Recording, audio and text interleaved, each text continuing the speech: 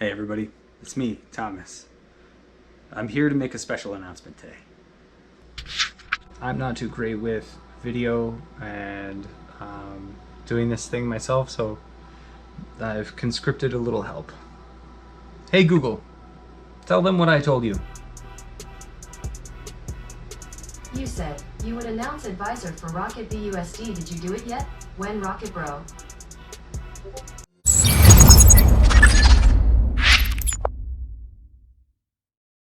When I think back on what people said about paper when we recorded history on tablets, those that would inscribe on tablets would talk shit on paper.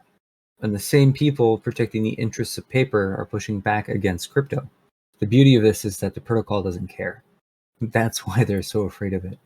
That gets me way fired up because we have a system that we can follow that it's permissionless. It works better if you don't trust it. Rocket has the same kind of early enthusiasm that you would want to see.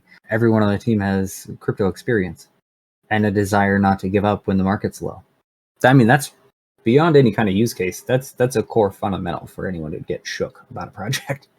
I'm drawn to those kind of situations, and I also love reflection tokens. This is a different kind of reflections. Rocket is perfect example of the evolution of the RFI code and the swap code and what can be done for yield beyond just staking or validation. It's frictionless. So to me, that's fascinating.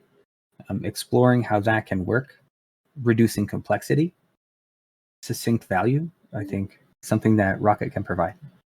It was kind of like a software development mindset also. So I'm drawn to that sort of thing.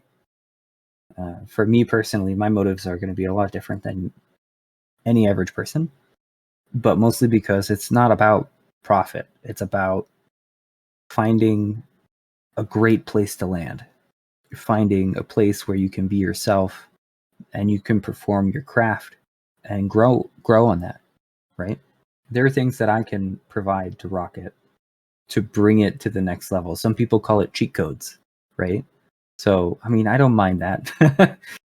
But the reason why I'm doing this is because it's a great deal of fun. I love the business process. I love the communities. I hate my phone.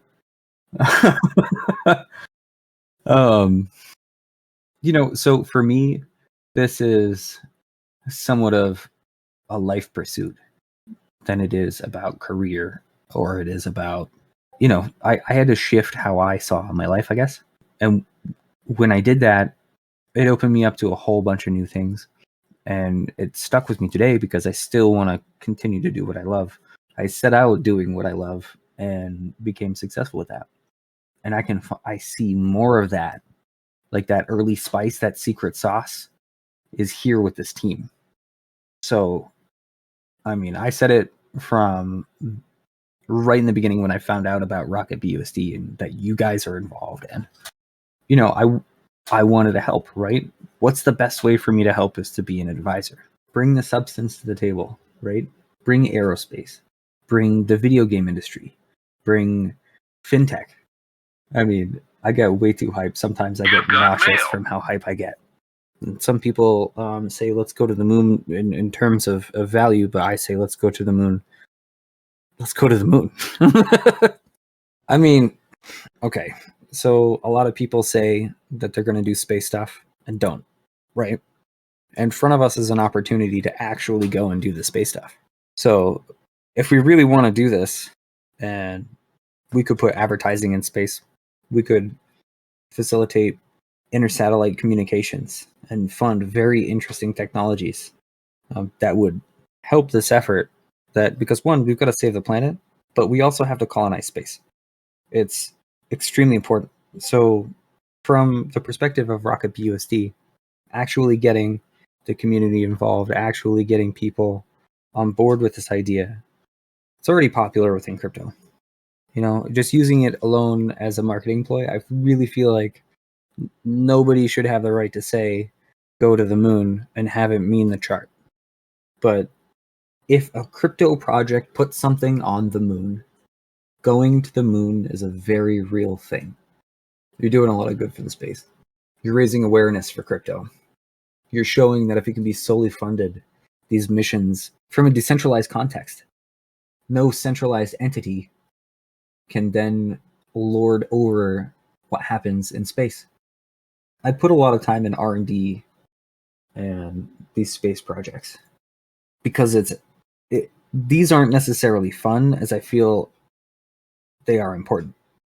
And if I really believe that paper is worthless, I mean, at the end of the day, the value that you have is the value that you create.